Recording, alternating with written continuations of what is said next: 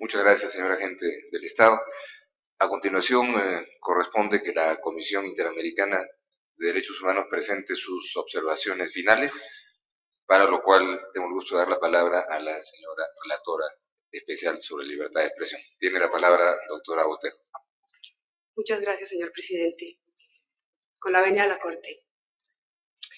Los periodistas Fontevecchia y D'Amico divulgaron una información de enorme relevancia pública, que sin embargo revelaba datos sobre la vida privada del presidente de la Nación Argentina. La primera pregunta entonces que habría que formularse es si la sociedad argentina tenía derecho a conocer esos datos, o si el presidente tenía derecho a mantenerlos en secreto.